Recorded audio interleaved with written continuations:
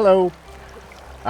This project came about several years ago, and we actually partnered with the United States Fish and Wildlife Service to restore about 3,600 feet of Wallenpaupack Creek.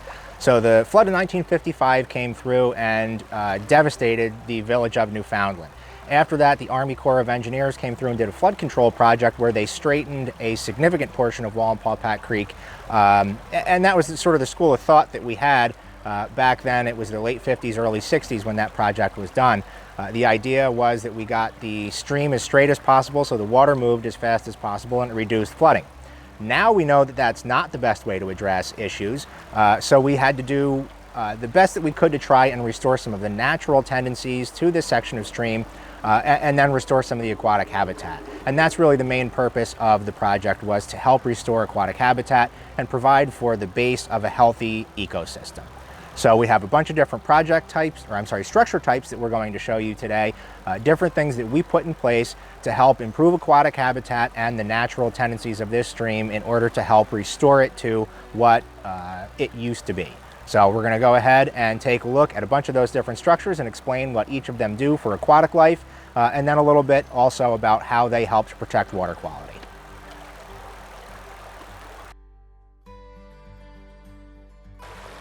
All right, the first structure type we're going to talk about today is called a log vein. So all of these structures are used in stream restoration projects. This particular project was designed by the U.S. Fish and Wildlife Service out of their Pennsylvania field office, and they do stream restoration work across the Commonwealth, and most of their projects are very similar to this. So this log vein that we're standing on does a couple of different things. When we're looking at stream restoration and re-establishing or improving aquatic habitat, we have to do a couple of things. So this particular structure type is going to help stabilize the shoreline, and it's also going to help to oxygenate the water and provide some different types of habitat. So if we have a very uniform stream where the depth is uniform, the velocity of the stream is uniform, it doesn't provide for a lot of different types of species to live there. So one of the things that we want to see is a lot of diversity in our stream. We want to have shallow and slow water, shallow, fast water, deep, slow water, deep, fast water. These structures that we're going to look at today all help to reestablish those different depth velocity regimes. So right here in front of me, we have some fairly shallow and fast moving water. Down here a little bit further, we have some deep and slow moving water. So this structure, this log vein, is angled out into the flow of the stream channel.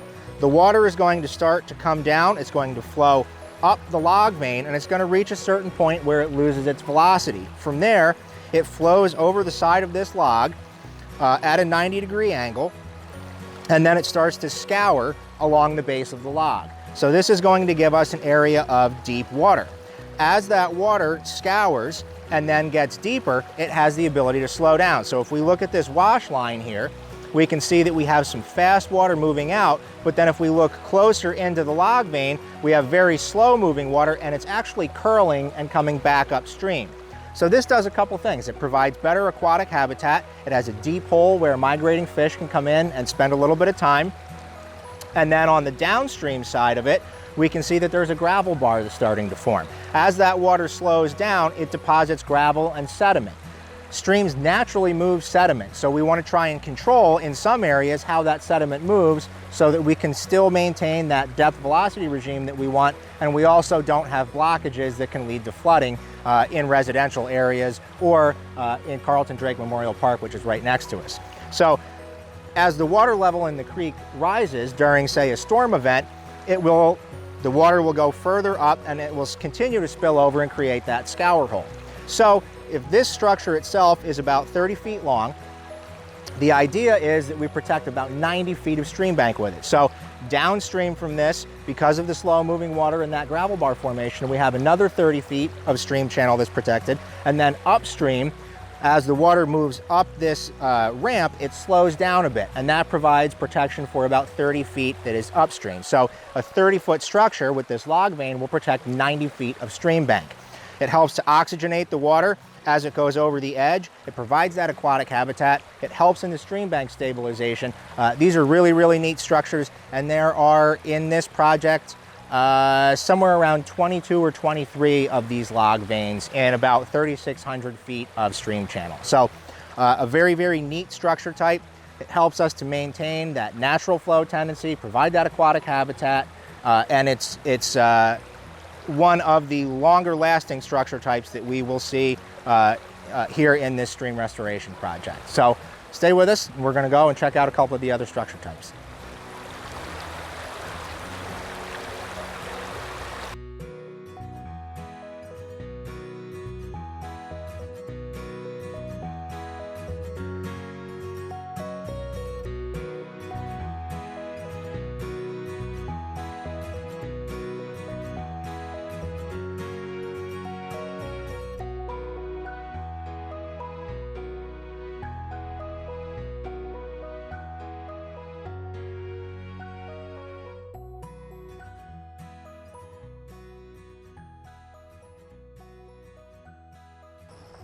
This structure type is called a mud sill, and it provides predominantly overhead cover along the stream bank for different aquatic species. So the way that this was built is we have a whole bunch of logs here, and this structure is about 90 feet long, I believe, and it's excavated back into the channel. So this is the stream bank here, and there are logs underneath that were dug straight back into the stream bank. And they go, every maybe 6 or 8 feet for the entire length of this. And then these face logs are put on top of them. Behind those are very heavy rot-resistant planks. We use hemlock wood for all of this. It's a very rot-resistant tree. And so there are planks that go on top of all of the support logs. And then there is a layer of small rocks and boulders, and then soil that's put on top of it, and then a special fiber mat to help hold all that soil in place is put down on top of that, and then vegetation is allowed to grow in on top of that. So this will all naturalize. The structures here and the trees that we use in them would last probably 50 or 60 years, and by the time that they rot, most of these habitat types will have naturalized and stabilized into the stream channel so that we don't have to worry about any loss of them. But this undercut bank is very, very important for different species of migratory fish. So you might find in the springtime trout species that are present in this stream using this particular type of habitat to avoid predation or to just take a rest as they are migrating upstream. As I mentioned with the overhead deflector, it also comes in as a particular habitat type for some of our smaller forage fish. And often you'll see any number of different species of fish coming in here and using this as sort of a shelter place to avoid predation. So it doesn't do a lot in terms of oxygenation of the water like some of the other structures that we looked at, but it's a good habitat type, and also helps to stabilize, obviously, this entire reach of stream bank. Some of the species that are coming in on here, this is called mugwort. Not necessarily the most desirable species, but it's something that's very, very common in this area. So it has colonized this, and we've got some other grasses and sedges here that have also taken root. So it's one of those things that over time the species that are here will mature and change, but as long as we have good vegetation on top of it to hold the soil in place, and then these logs are in place, it's doing its job to protect the stream bank. This structure type is called a rock cluster or a boulder cluster, and it has a similar purpose to the overhead deflector and several of the other structures that we're going to look at today. So the purpose of this is to create, again, more of a scour hole and a location for fish to be able to access deeper and cooler water.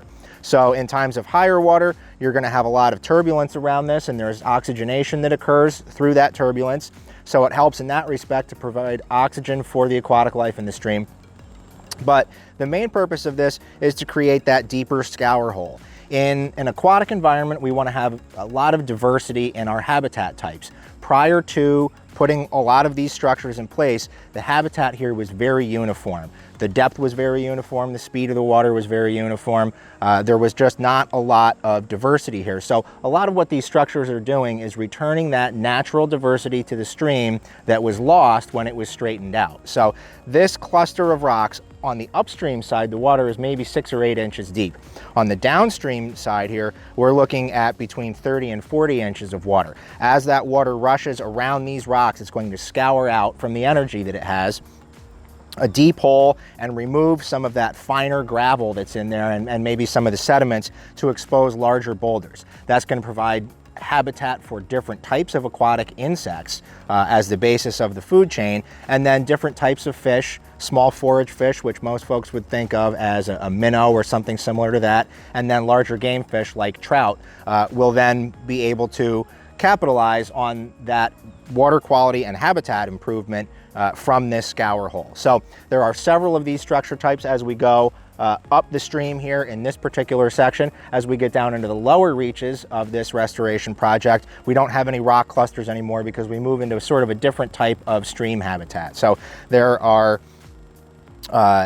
a lot of benefits to this in terms of creating the diverse habitat that we need and helping that natural stream flow tendency as it comes down around some of these overhead deflectors that you can see up above us. So this is another really good technique for us to be able to provide more natural habitat types in this highly altered environment for the aquatic life here in Wallenpaupack Creek.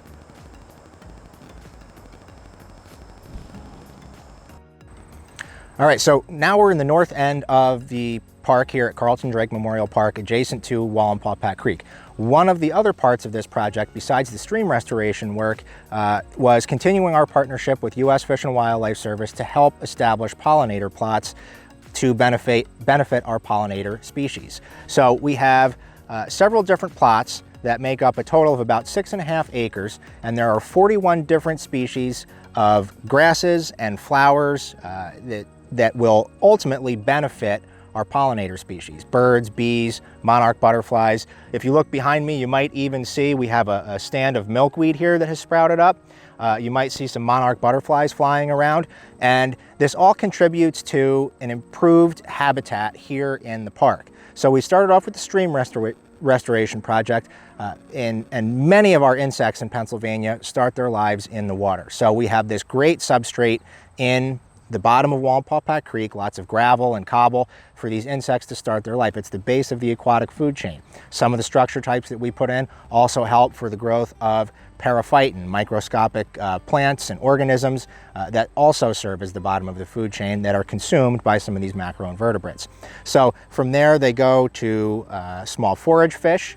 Those macroinvertebrates are fed upon, and then those small forage fish become food for some larger game fish. So it gives us a really good way to help jumpstart and improve the base of the food chain.